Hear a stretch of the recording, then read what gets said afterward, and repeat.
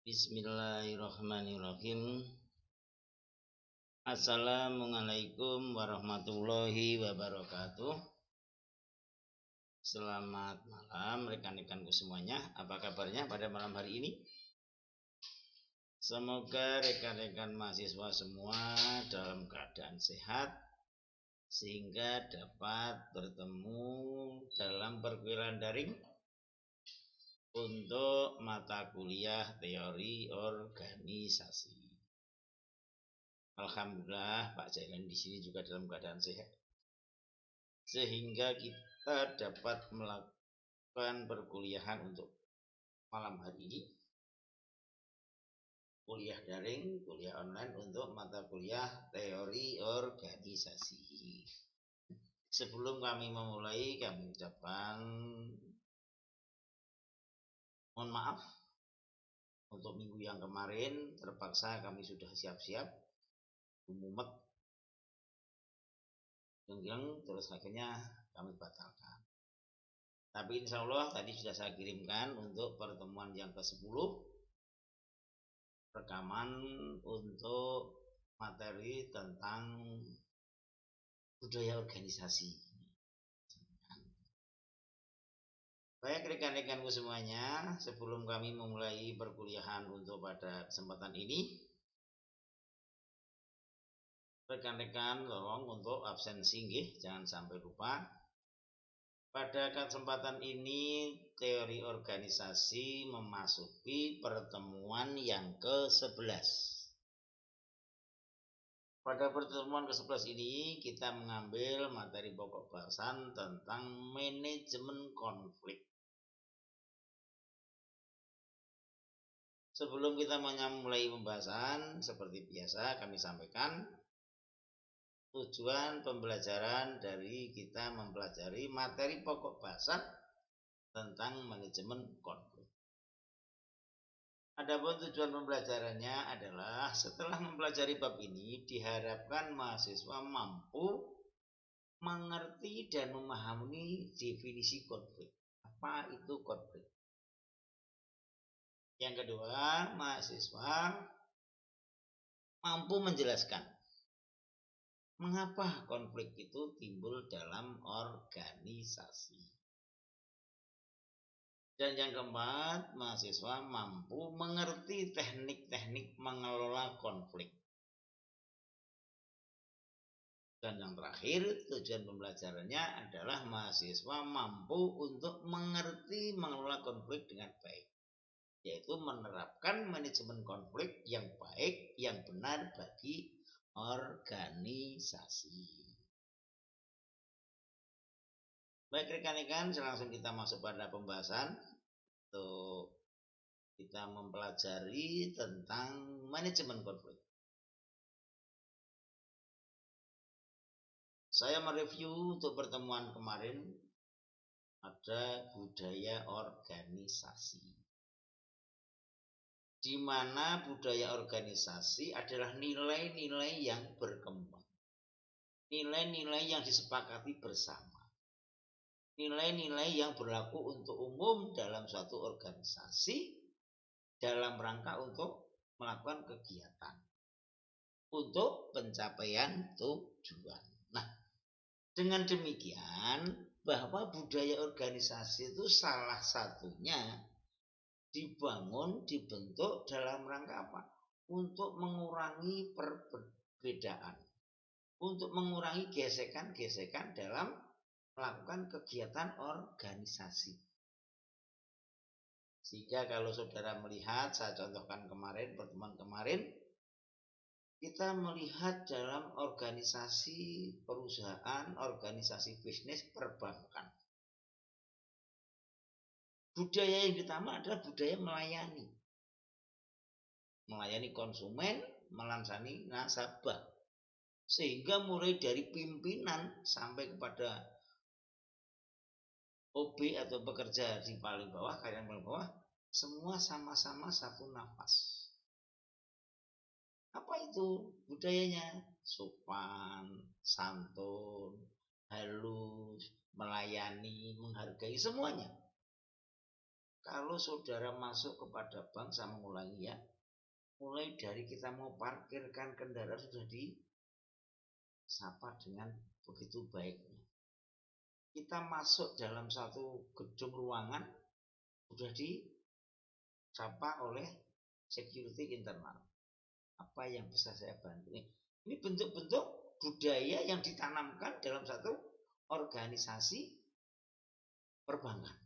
Nah, tetapi yang namanya berorganisasi, pasti yang namanya konflik itu pasti ada.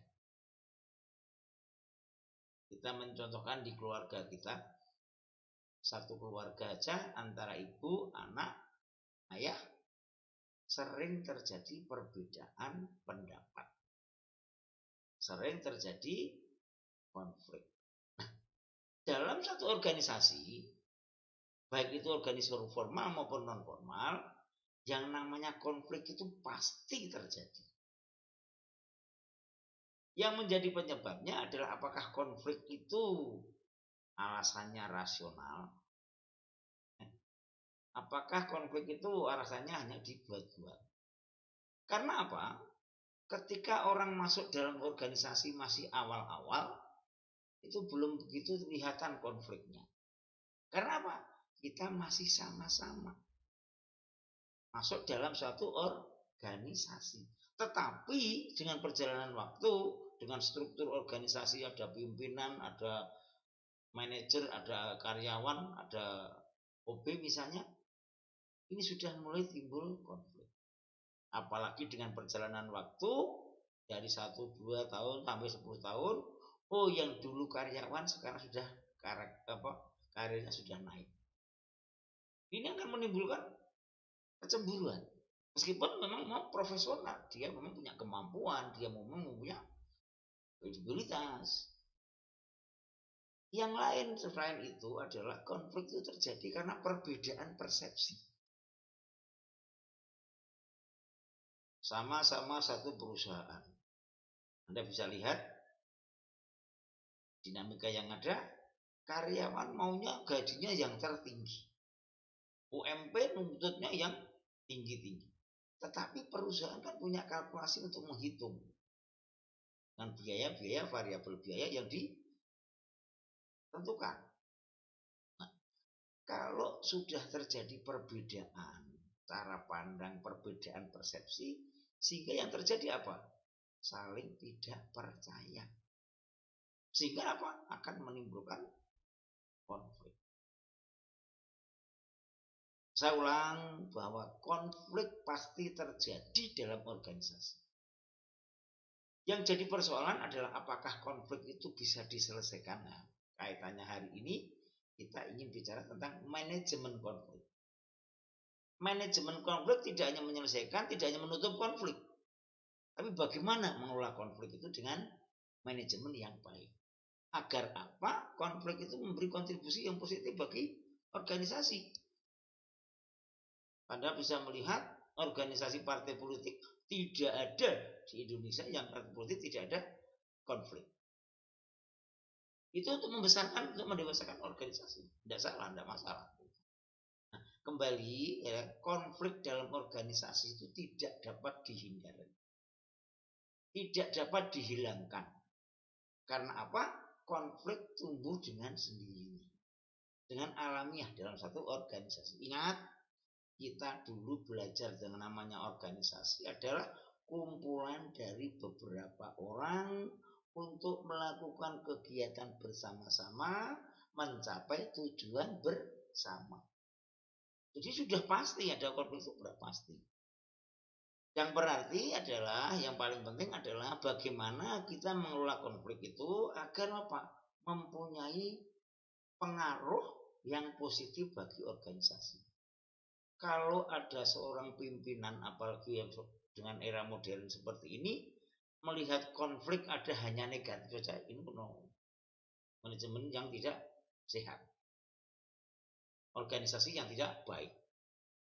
Konflik itu biasa, tidak perlu kita takut. Yang penting adalah bagaimana kita mengelola konflik dengan baik. akhirnya adalah bagaimana manajemen konflik dapat dikelola dengan baik, dapat diterapkan dalam organisasi dengan tujuan agar konflik memberikan kontribusi pengaruh yang positif bagi organisasi. Dengan demikian konflik dapat dikelola, dapat dimanajemen dengan baik sehingga tidak akan merugikan organisasi secara keseluruhan.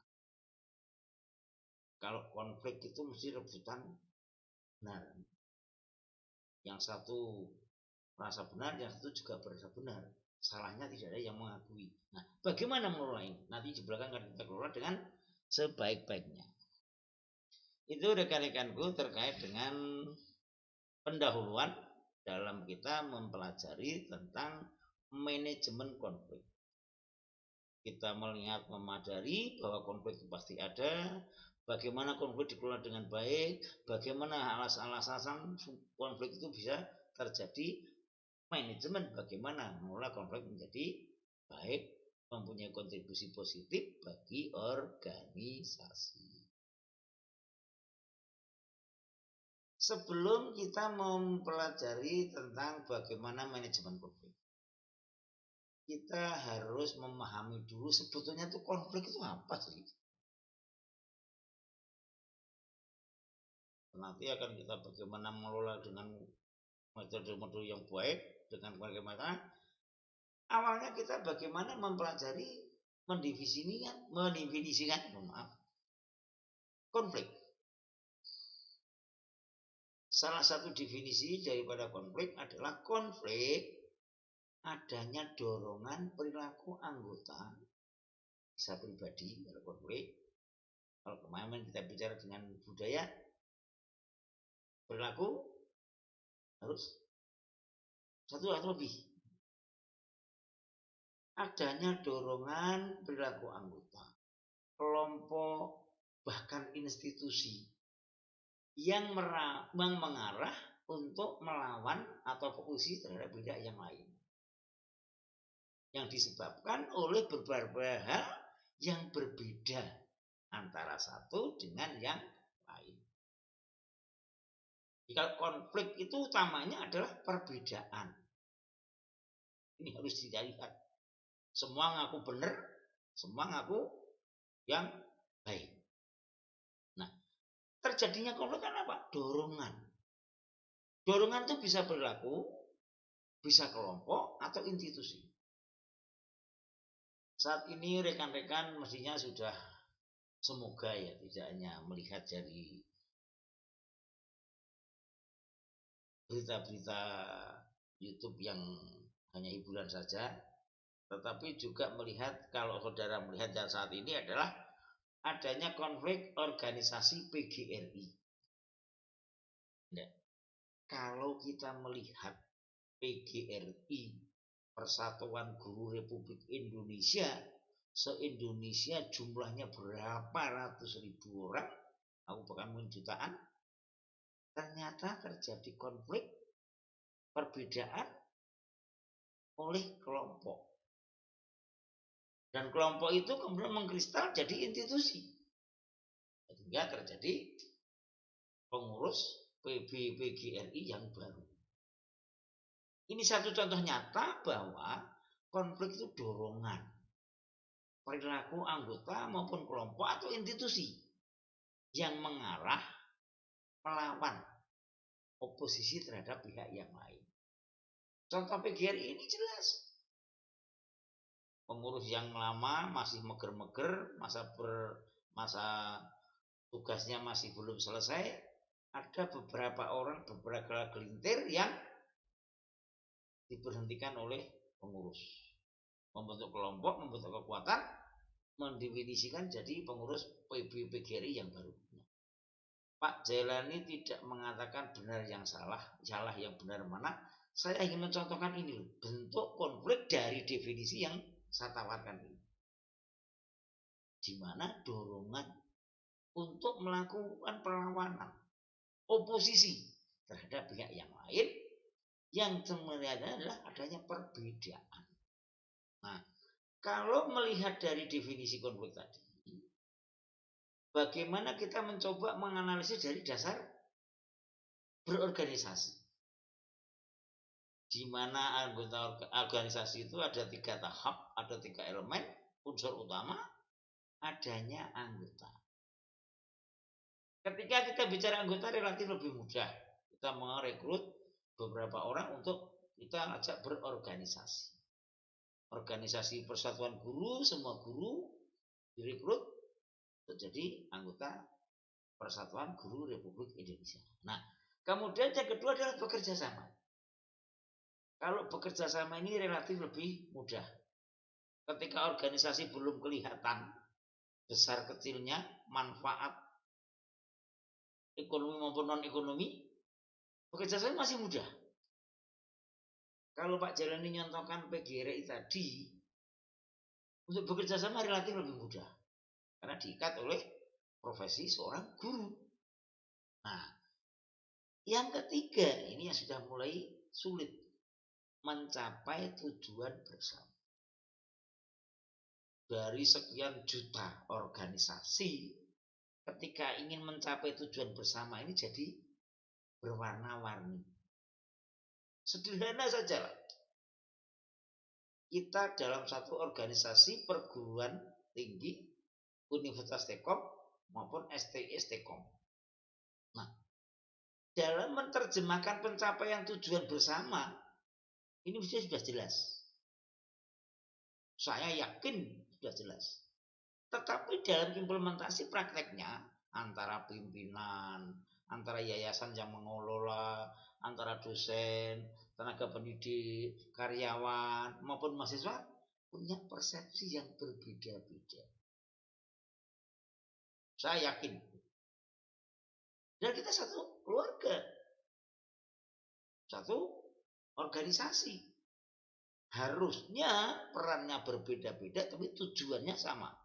Dalam pencapaian tujuan visi misi daripada Stekom.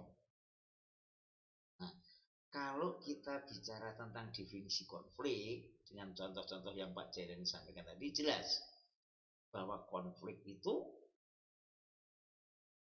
dorongan anggota maupun kelompok yang berbeda. Karena ada perbedaan antara satu dan yang lain dengan arah apa? Untuk melawan atau oposisi.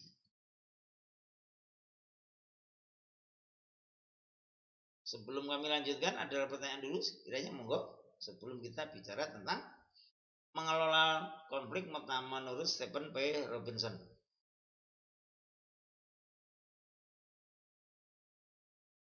Monggo, ada pertanyaan dulu, silakan. Ada?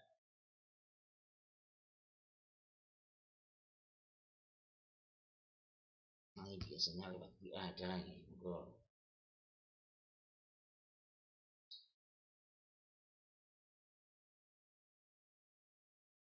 Tidak ada, bisa dilanjut. Nah, kalau kita sudah bicara tentang manajemen konflik, maaf, definisi konflik, kita membahas tentang bagaimana manajemen konflik, bagaimana mengelola konflik. Kalau kita melihat dari proses manajemen, definisi manajemen adalah bagaimana merencanakan kegiatannya, bagaimana pengorganisasian daripada kegiatan itu seperti apa. Tidak kalah pentingnya adalah bagaimana mengevaluasi kegiatan tersebut. Nah, kalau kita merujuk dari definisi konflik, ada 3 variabel, ada dorongan perilaku, arah kepada oposisi yang diakibatkan oleh perbedaan. Dari definisi ini kalau kita mengacu kepada tentang konsep dasar organisasi, di mana dari anggota untuk bekerja sama mencapai tujuan bersama, oh kalau begitu konflik pasti ada. Hanya persoalan besar kecilnya konflik, mencuat atau hanya cukup di batin. Ada juga kan, karena konflik, yang konflik antara bawahan dengan pimpinan tidak berani apa-apa, yang terjadi hanya batin dalam hati. Nah, disinilah Stephen P. Robinson membuat pandangan tentang bagaimana mengelola konflik itu agar menjadi baik. Robinson menyampaikan langkah-langkah dalam pengelolaan konflik. Yang pertama, mencari sumber terjadinya konflik. Kalau seandainya dalam suatu organisasi perusahaan, sumber konflik itu dari mana? Apakah dari dalam atau hanya isu-isu? Konflik dari mana? Institusi perguruan tinggi ada konflik, di analisis sumbernya. Sumber terjadinya konflik dari mana? Apakah karena mahasiswa? Atau mungkin dosen, tenaga pengajar? Atau mungkin pimpinan, pengelola? Ini harus dilihat. Jadi jangan kemudian ketika terjadi sesuatu hanya menyalahkan terjadinya sesuatu itu. Kalau mahasiswa melakukan tuntutan, melakukan demo, belum tentu seluruhnya salah. Kita analisis. Oh, terjadinya mahasiswa, terjadinya konflik ini karena apa? Apakah benar-benar murni mahasiswa atau mahasiswa yang dikompor-kompori misalnya, dipanas-panasi. Yang panas-panasi pihak mana? Apakah ada pihak eksternal, lingkungan, atau mungkin dari pihak internal? Kalau internal kira-kira seperti apa? Nah, mencari sumber konflik ini menjadi kunci utama dalam kita menyelesaikan konflik. Karena apa? Salah dalam mencari sumber, nanti alasan ganggunya juga akan keliru. Oh, mahasiswa kok prestasinya jelek, misalnya. Apa benar mahasiswa tidak mendapatkan pengajaran sesuai standar yang ada? Atau mungkin memang dosennya yang sering kosong? Atau sebaliknya mahasiswa yang sering bolos gitu misalnya. Ini harus dianalisis. Bagaimana mencari sumber terjadinya konflik ini akan sangat menentukan langkah-langkah ke depannya dalam mengelola konflik yang baik. Nah, kalau sudah terjadi sumbernya, akan ada yang namanya pemetaan masalah. Kalau karyawan menuntut gaji yang tinggi, upah yang tinggi, UMP-nya misalnya, kira-kira kemampuan perusahaan saya seperti apa? Oh, kira-kira selain itu terkait dengan kinerja karyawan bagaimana? Disiplin karyawannya seperti apa? Oh, komitmen karyawan terhadap perusahaan saya seperti apa? Apakah hanya sebatas buruh dengan perusahaan atau ada saling memiliki? Dalam arti memiliki itu mau dorong untuk perusahaan jadi maju dengan peningkatan kinerja, dengan kualitas pekerjaan, skill yang ditingkatkan misalnya. Ini akan kita petakan. Nah, kalau kita memetakan seperti itu, sementara sumber tadi salah, ya kita metakannya juga salah. Kalau kita memetakan posisi kepala kita pusing, tahu-tahu itu kena gejala COVID misalnya. Sementara COVID sudah selesai. Nah, dengan demikian memetakannya juga akan salah. Yang ketiga, setelah dipetakan tadi, dianalisis. Penganalisis masalah ini dalam rangka apa? Nanti bagaimana dalam rangka manajemen konfliknya. Langkah yang keempat dalam pemecahan masalah ini adalah manajemen konflik. Analisa masalah. Oh, Pak Jailani pusing. Ternyata bukan flu, bukan COVID, bukan apa-apa. Oh, ternyata Pak Jailani tidak punya duit. Ini analisisnya harus tepat. Kalau 1, 2, 3 sudah pas, sesuai, langkah yang keempat adalah langkah untuk pemecahan masalah. Disinilah manajemen konflik berperan.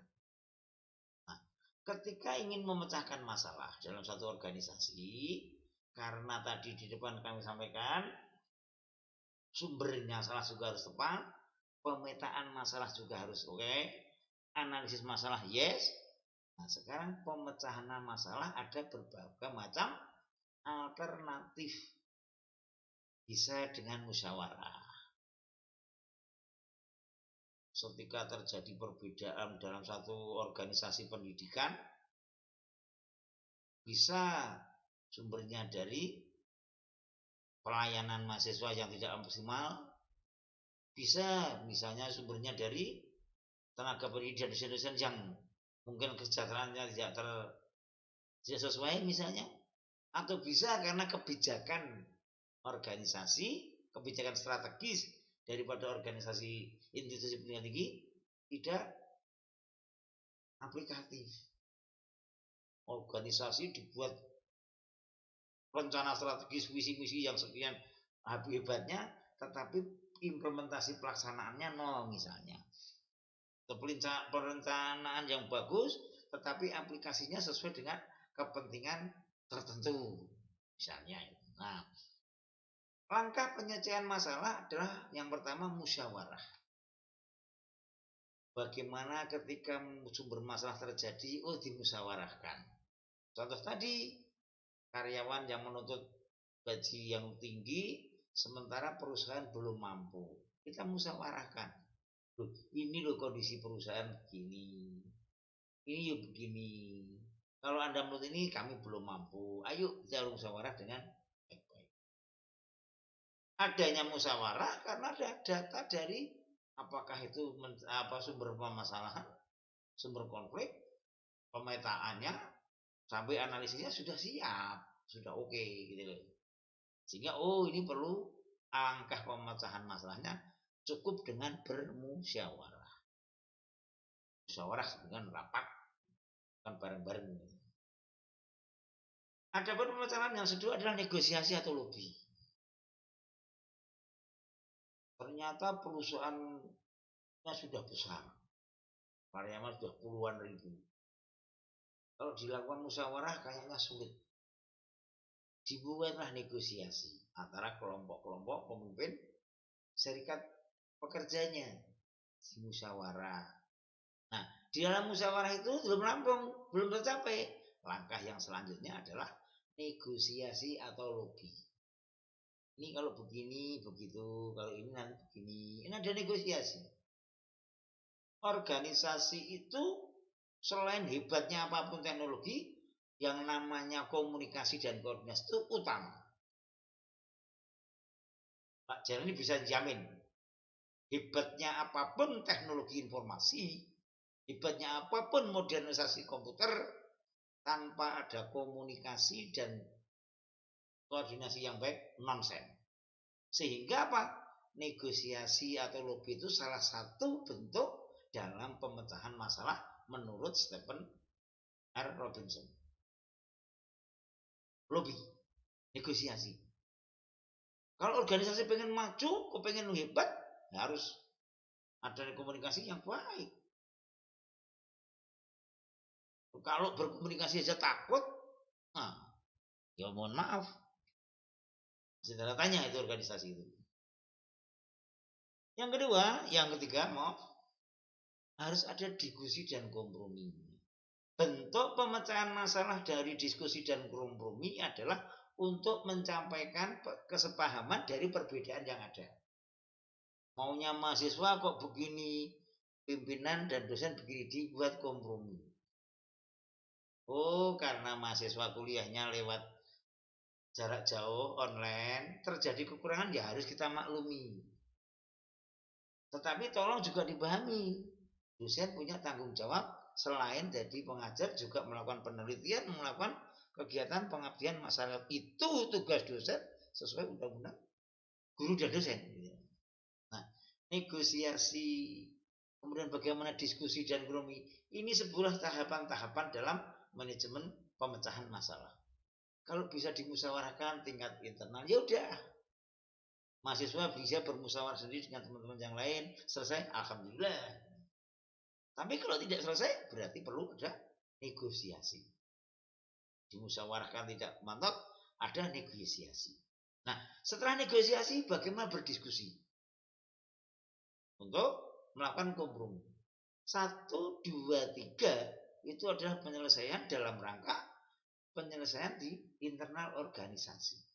Bagaimana pimpinan, bagaimana mungkin mandor, manajer, bagaimana kemudian karyawan, sampai semua stakeholder yang ada di dalam satu perusahaan, organisasi perusahaan bisa menyelesaikan dengan bentuk-bentuk musyawarah, negosiasi, maupun dengan diskusi dan kompromi. Nah, apabila tidak dapat diselesaikan, langkah yang keempat adalah jalur hukum yang berlaku. Kalau dari 1, 2, 3 musyawarah, negosiasi maupun diskusi, ini masih ada kata saling menyatukan perbedaan. Tapi kalau sudah yang ke jalur hukum, kita tidak bicara tentang perbedaan, mencari pertemuan. Biar hukum yang bicara, perangkat yang menyelesaikan. Itu untuk langkah dalam penyelesaian konflik. Apakah langkah itu sampai selesai atau tidak? Menurut Robinson, ada langkah keempat, langkah kelima, bagaimana solusi konflik.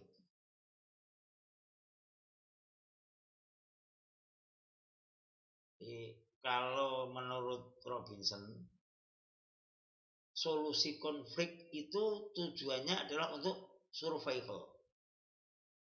Survival itu apa? Organisasi tetap berjalan. Tidak tutup, tidak bubar. Nah, di sini Stephen menyampaikan, yang pertama bagaimana konflik itu ada, harus ada jenjang perubahannya. Ini konflik dengan karyawan. Kalau karyawan menuntut gaji yang besar, sementara perusahaan belum mampu. Ada perubahan di sini. Tetapi sebaliknya, karyawan menganggap perusahaan sudah mampu memberikan gaji sesuai dengan ketentuan hukum yang ada, perusahaannya yang balilo, tidak mau memberikan upah gaji sesuai dengan ketentuan perundang-undangan yang berlaku. Nah, akhirnya apa? Langkah yang ketiga, adaptasi. Apakah yang beradaptasi itu karyawan terhadap perusahaan atau perusahaan terhadap karyawannya? Adaptasi ini langkah 1, 2, 3, 4 dapat dilalui.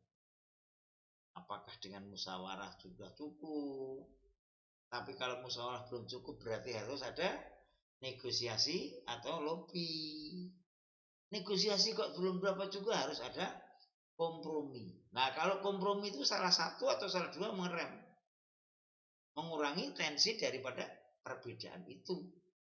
Tetapi kalau terpaksa juga tidak bisa, yaitu jalur hukum yang berlaku atau aturan yang berlaku. Ini bentuk dari adaptasi. Adaptasi dalam rangka apa? Untuk surveinya organisasi. Survei organisasi mestinya tidak tutup, tidak dibubarkan. Tetapi kalau misalnya penyelesaian pemecahan masalah dari konflik itu masuk pada tahap yang keempat, pemecahan masalah yang keempat, yaitu dengan aturan yang berlaku, penegak hukum yang punya kewenangan, penegak hukum yang punya kompetensi dalam melakukan survival organisasi. Lah kalau dibiarkan terus-terus kemudian merugikan banyak pihak, harus ditutup. Itu terkait dengan konflik, rekan-rekanku. Jadi mengelola konflik menurut Stephen P. Robinson ini sudah sangat cukup. Anda masuk dalam organisasi apapun, ketika nanti terjadi konflik, pengantar ataupun pandangan daripada Stephen P. Robinson ini sudah cukup. Tinggal bagaimana kita menerapkan dalam praktek. Konflik itu kan terjadi nek rebutan bener buang salah kan, bagaimana caranya dilakukan bertele-tele. Kalau sudah jadi selesai kan hukum. Karena ada kita negara yang menganut sistem hukum dan perundang-undangan yang berlaku. Dan untuk berorganisasi itu hukumnya banyak sekali. Kalau berorganisasi sosial kemasyarakatan ada undang-undang tentang sosial kemasyarakatan. Berorganisasi tentang berpolitik ada undang-undang partai politik, ada undang-undang pemilu. Berorganisasi di perguruan tinggi atau lembaga pendidikan ada undang-undang tentang sistem pendidikan nasional. Kalau perguruan tinggi ada undang tentang perguruan tinggi. Bergerak di bidang bisnis usaha, undang-undang tentang berusaha, PT, perorangan dan segala macam. Jadi kalau sudah bicara pemecahan masalah yang tahap keempat, jalur hukum, apalagi hukum tentang tenaga kerja, perburuan, hubungan perburuan, sudah sangat kompleks. Yang menjadi persoalan adalah bagaimana pemimpin organisasi, manajemen dalam satu organisasi memahami bagaimana mengelola konflik ini. Begitu juga sebaliknya anggota. Karena awamnya anggota, pemahaman yang kurang, anggota tidak tahu kalau itu memang pelanggaran terhadap undang-undang, pelanggaran terhadap hukum, atau maka mungkin si anggotanya ataupun buruhnya takut. Robinson sangat komplit. Bagaimana langkah-langkah dalam mengelola konflik, langkah 1 sampai dengan langkah 5 ini menurut teori Robinson sangat komplit dalam konflik. Itu rekan-rekan semuanya, monggo kalau ada yang ditanyakan, kita lanjutkan pada pembahasan selanjutnya. Yuk, ada enggak kira-kira?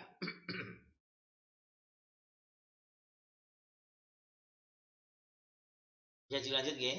Nah, kalau kita sudah bisa melihat di depan Pak Jailani menyampaikan bahwa organisasi tidak ada yang bebas, yang lepas dari konflik.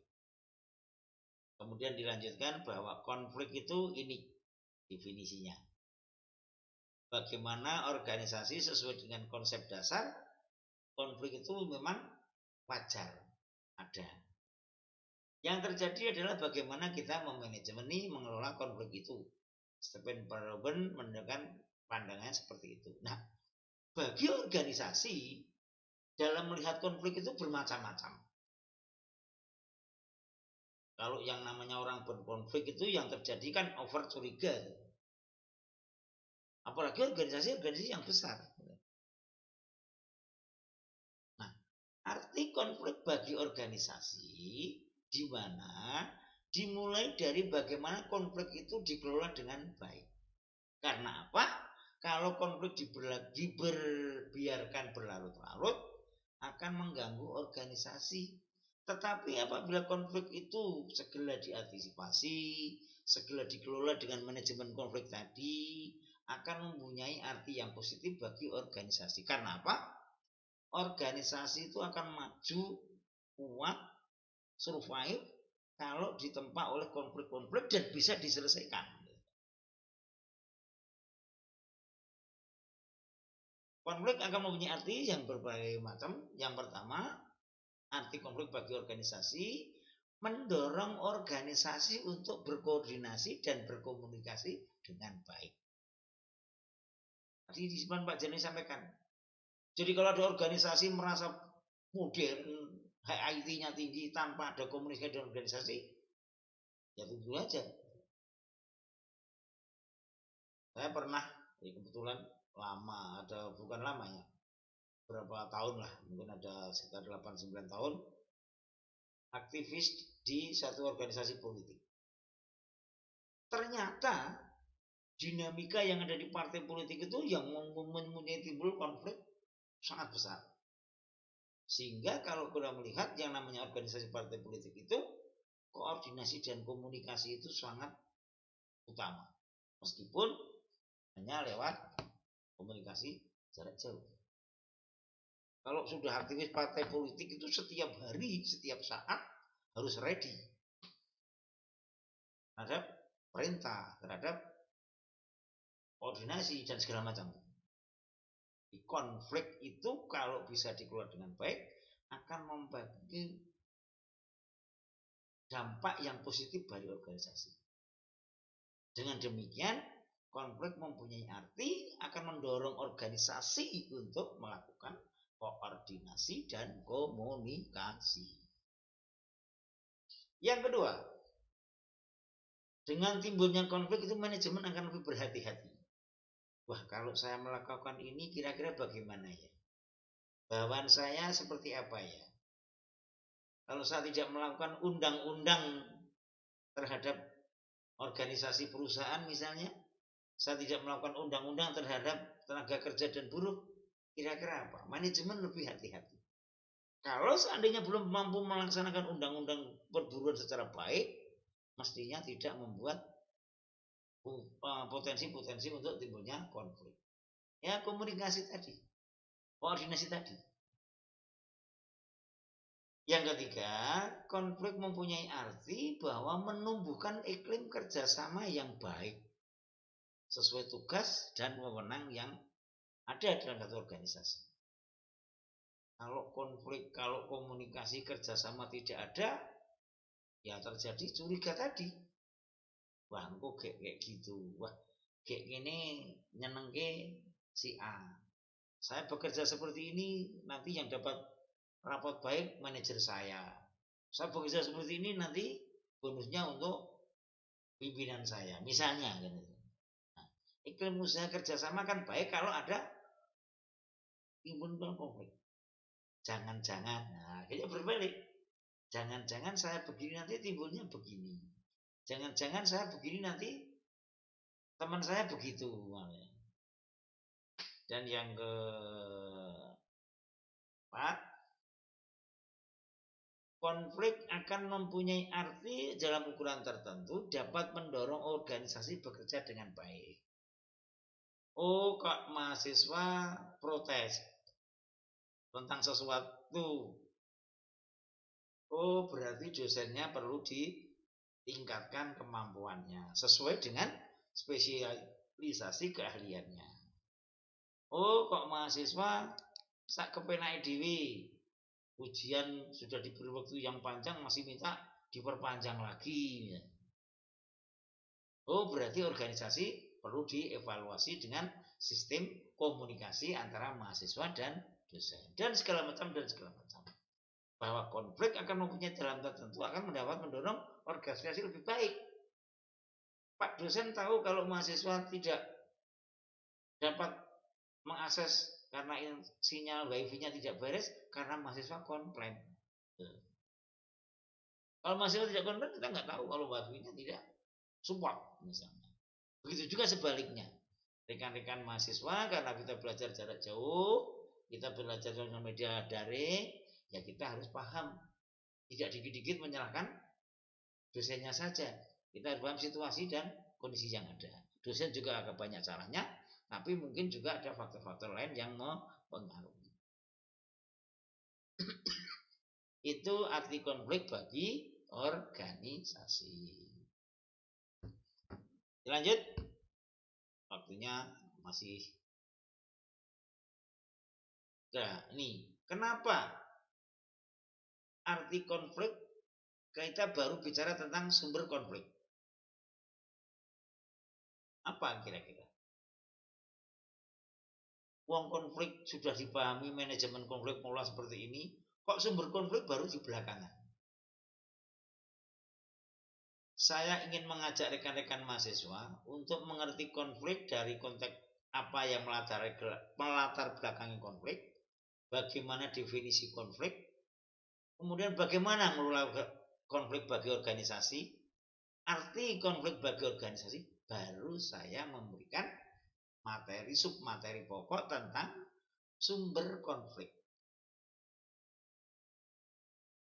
Sumber konflik saya berikan yang terakhir agar kita punya referensi dulu di depan. Oh, tentang konflik, ternyata konflik itu tidak semuanya jelek. Ternyata konflik itu kalau diselesaikan dengan baik akan mendorong organisasi untuk tumbuh lebih baik. Oh, ternyata konflik itu tidak mungkin bisa dihindari atau dihilangkan. Tapi bagaimana konflik itu dikelola dengan manajemen konflik yang baik. Nah, puncaknya adalah kita jujur pada diri kita. Kalau kita berorganisasi tidak lepas daripada konflik, ayo kita jujur pada diri kita. Dalam arti apa? Organisasi ini adalah wadah kita. Peran kita sama. Saya mencontohkan seperti sepak bola, penyerang, gelandang, back, sang kiper punya tugas yang beda-beda, tetapi perannya adalah memenangkan kompetisi ini, memenangkan pertandingan ini. Nah, ketika kita sudah bicara konflik dengan begitu banyaknya Pak Jalani tadi, sudah kita pelajari bersama, sekarang kita ayo mempelajari tentang sumber-sumber konflik dalam organisasi. Agar apa? Pimpinan yang punya tanggung jawab terhadap kendalinya organisasi punya wawasan yang sama dengan anggota organisasi yang lain. Sumber konflik yang pertama adalah perbedaan tentang persepsi organisasi. Kita memandang organisasi, saya selalu menyampaikan seperti kita bermain sepak bola. Dalam satu lingkungan tertentu, ya, dalam satu wahana wadah lapangan sepak bola, 11 orang itu punya peran yang beda-beda. Tugasnya, fungsinya, jabatannya juga beda. Tetapi pekerjaannya sama. Persepsinya juga harus sama dong. Jangan kemudian yang jadi penyerang di depan kemudian persepsinya beda dengan yang di belakang back atau mungkin di penjaga gawang. Persisnya harus sama persepsinya. Sama juga itu perguruan tinggi. Antara mahasiswa, tenaga pendidik, dosen maupun pengelola pimpinan, yayasan pengelola harus satu persepsi. Perannya yang beda-beda. Ini yang pertama. Membangun persepsi ini memang tidak mudah. Apalagi kalau dalam perusahaan. Karyawan taunya bekerja, taunya perusahaannya labanya banyak, kok kesejahteraan masih gini terus. Nah, ini membangun persepsi ini memang sulit. Sehingga sumber yang pertama adalah perbedaan tentang persepsi organisasi. Yang kedua, ego sektoral yang tinggi. Anda satu contoh sederhana, ketika satu perusahaan ada bagian perusahaan produksi, ada bagian pemasaran, ada bagian administrasi dan keuangan. Kalau ego sektoralnya tinggi, wah ini konflik yang sangat mudah. Sama juga di organisasi yang kita cintai. Kalau ego sektoralnya fakultas yang ada di Stekom ini ego sektoralnya tinggi, ya akan terjadi banyak konflik. Dosen-dosen satu dengan dosen yang lain egonya tinggi, tidak saling bantu, tidak saling melengkapi, tidak saling mendorong, bersupport. Ini salah satu sumber konflik. Ego sektoral yang tinggi. Dan yang ketiga adalah gaya dan pola kepemimpinan. Kalau ada unen-unen ganti pimpinan, ganti aturan, ganti menteri, ganti polisi misalnya. Nah, ini akan membuat timbulnya konflik. Sumber dari konflik gaya kepemimpinan yang ketika belum jadi top pimpinan sayu dengan teman-teman, toleransinya tinggi, tapi begitu jadi pimpinan nggak kenal sama siapa-siapa misalnya ya. Ini akan menimbulkan konflik. Atau sebelumnya sangat humanis dengan rekan-rekan, tapi begitu jadi pimpinan sakwoso misalnya, dengan modal diktator kayak raja misalnya. Ini akan menimbulkan sumber konflik. Yang keempat, sumber konflik adalah perbedaan pemahaman tentang hak dan kewajiban. Ini saya contohkan lagi dalam perusahaan tadi. nuntutnya hak gaji tinggi, tapi kewajiban pekerjaannya sak penake dhewe. Termasuk juga rekan-rekan mahasiswa minta nilainya yang tinggi sama Pak dosen, tapi belajarnya sak penaknya diri. Ujian telat-telat misalnya. Ini kacau ini. Nah, timbulkan konflik. Karena apa? Perbedaan pemahaman tentang hak dan kewajiban. Atau mungkin terkait juga dengan yang ketiga, yang selanjutnya, komunikasi yang terhambat. Pak dosen juga tidak memberikan komunikasi kepada mahasiswa, mahasiswa juga tidak protes kepada Pak dosen, terjadilah perbedaan atau konflik yang terjadi. Begitu juga dengan institusi, lembaga, organisasi yang lebih besar, perusahaan-perusahaan misalnya, perusahaan-perusahaan besar, perusahaan tekstil dengan karyawan puluhan ribu misalnya. Kalau komunikasinya terhambat, ya itu tadi, yang terjadi adalah persepsi yang berbeda. Yang terakhir adalah visi, misi, dan tujuan organisasi.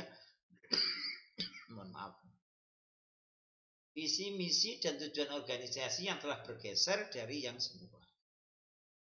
Kalau sesuai undang-undang perusahaan bisnis ya sesuai dengan core bisnisnya ya undang-undangnya, tujuan visi misinya ya bisnis. Apakah kemudian berkembang jadi kemudian lembaga sosial, tapi utamanya adalah bisnis. Banyak kalau Anda lihat Ciputra, Universitas Ciputra, Universitas Syahid dan segala macam, itu dari bisnis ke sosial pendidikan. Atau sebaliknya, kalau didirikan organisasi untuk sosial pendidikan, undang-undang dasar, undang-undang yang melingkupi dasar pendirian adalah undang-undang sistem pendidikan, undang-undang ini pendidikannya dong yang diutamakan. Kalau masih dalam konteks ini, apakah kemudian profesional jadi kemudian seperti dikelola secara bisnis, tidak masalah. Tapi tujuan utamanya, visi misinya adalah visi misi tentang pendidikan. Sama juga organisasi sosial politik. Ternyata kemudian dari itu banyak berkelompok membentuk unit kegiatan usaha bisnis, tapi yang namanya core usaha anyarnya dari awalnya adalah untuk visi misi tujuan tentang organisasi partai politik atau organisasi sosial kemasyarakatan yang lain. Perbedaan ini yang akan menimbulkan salah satu sumber konflik. Karena apa? Kita tidak tahu organisasi itu anggotanya itu ada yang manut, diem saja, tapi juga ada yang kritis karena informasi dan perubahan dalam waktu untuk berorganisasi itu. Jadi tidak bisa disamaratakan. Nah ini paling gini, tidak bisa. Semuanya punya dinamika. Baik rekan-rekanku, silakan kalau ada yang bertanya, kami beri waktu lagi, monggo.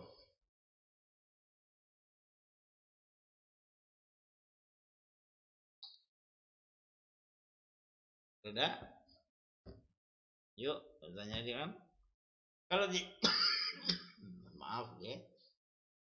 Kalau tidak, sebagai penutup perlu kami sampaikan bahwa konflik dalam sebuah organisasi pasti ada. Yang menjadi persoalan apakah konflik itu mempengaruhi organisasi secara menyeluruh atau konflik masih secara sistemik, subsistemnya saja. Kalau sudah menyeluruh, penyelesaiannya juga harus yang komprehensif. Karena apa? Ini menyangkut hidup dan matinya organisasi. Nah, konflik yang dikelola dengan baik akan memberikan dampak positif bagi organisasi, tetapi konflik yang tidak dikelola dengan baik atau bahkan dibiarkan akan merugikan organisasi. Manajemen konflik perlu dilakukan agar apa? Dampak dalam organisasi adalah dampak yang baik. Demikian rekan-rekanku tentang pembahasan pada kali ini. Kita mengambil materi pokok tentang manajemen konflik. Seperti biasa untuk evaluasi dan diskusi, untuk bahan belajar rekan-rekanku berdiskusi dengan teman-teman yang lain, tidak harus dikembalikan, tidak harus dikumpulkan, tapi tapi untuk diskusi dan belajar sendiri rekan-rekan semuanya. Baik rekan-rekan, monggo kalau ada yang ditanyakan sebelum kami tutup pertemuan pada kali ini. Silakan, monggo. Ada? Tidak ada, nggih? Kalau tidak ada, kami ucapkan banyak terima kasih rekan-rekanku semuanya atas kerjasama dan komitmen dari rekan-rekan mahasiswa semuanya, rekan-rekan dari Universitas Telkom Semarang, rekan-rekan dari STkom Kartasura maupun dari Politeknik Purwokerto. Akhir kata kami ucapkan permohonan maaf kami apabila dalam penyampaian materi banyak salah, banyak khilaf, banyak kekurangan. Kami akhiri. Assalamualaikum warahmatullahi wabarakatuh. Terima kasih.